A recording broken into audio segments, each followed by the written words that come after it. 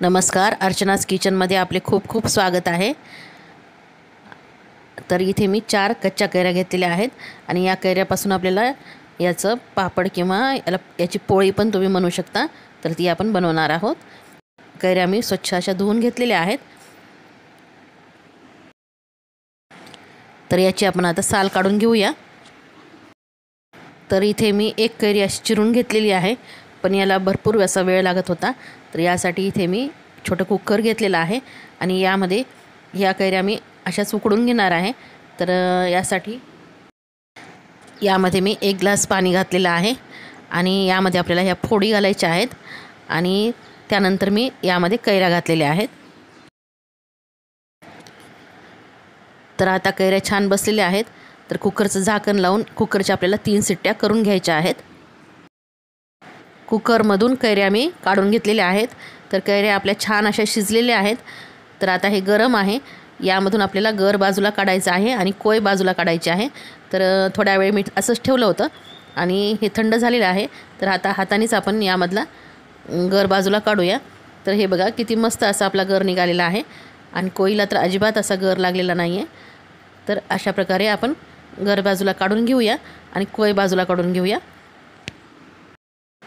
तर इथे मी गर काढून घेतलेला आहे आणि आपल्याला हा गर आता चाळणीमधून अशा प्रकारे गाळून घ्यायचा आहे, कारण या गरामध्ये थोड्याशा रेषा, थोडेसे असे जाडसर कण असतात।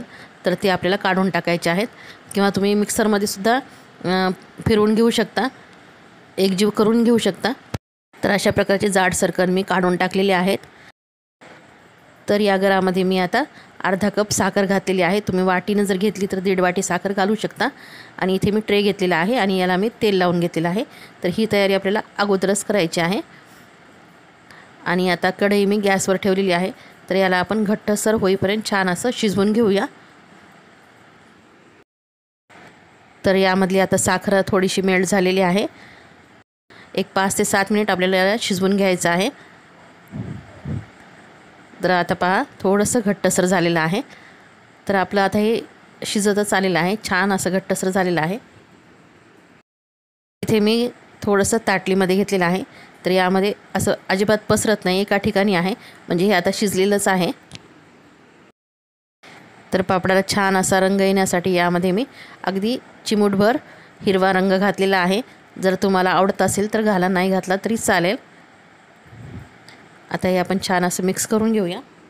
इथे मी पाव चमचा काळं मीठ यामध्ये घातलेलं आहे, यामुळे पापडाला छान अशी चव येते। आता हे आपण छान मिक्स करून घेऊया आणि इथे मी गॅस बंद करून घेतलेला आहे। तर हे मिश्रण या ट्रेमध्ये छान असं पसरून घेऊया। तर इथे मी ताटलीमध्ये आणि ट्रेमध्ये छान असं पसरून घेतलेलं आहे। तर आता आपल्याला हे फॅनच्या वाऱ्याखालीच वाळवायचं आहे, उन्हामध्ये अजिबात वाळवायचं नाही। आणि घरामध्ये उन्हाळा दिवस असल्यामुळे मुंग्या खूप होतात आणि हे गोड पदार्थ आहे। तर यासाठी इथे मी एका डिशमध्ये पाणी घेतलेलं आहे आणि त्यावर आपल्याला असा कुंडा ठेवायचा आहे आणि त्यावर हा ट्रे ठेवायचा आहे आणि आपल्याला असंच 1 दिवस पूर्ण वाळवायचं आहे। रात्री तुम्ही यावर झाकण ठेवू शकता। तर 1 दिवस मी इथे वाळवून घेतलेला आहे। तर आता आपली पापडी मस्त अशी वाळवून तयार झालेली आहे। तर ही आता आपण कट करून घेऊया किंवा तुम्ही अशीच अधर काढली तरी चालेल। तर ही पापडी बघा किती मस्त अशी आपली तयार झालेली आहे। मुलं तर खूप आवडीने खातील, कारण ही पापडी अगदी कच्च्या मँगो चॉकलेटच्या चवीचीच आहे। तर ही तुम्ही नक्की करून बघा। आवडल्यास लाईक करा, भरपूर शेअर करा आणि ही रेसिपी कशी झाली ती कमेंटमध्ये नक्की कळवा। चला तर मग भेटूया अशाच पुढच्या छानशा रेसिपीमध्ये। ही रेसिपी तुम्ही पाहिल्याबद्दल धन्यवाद।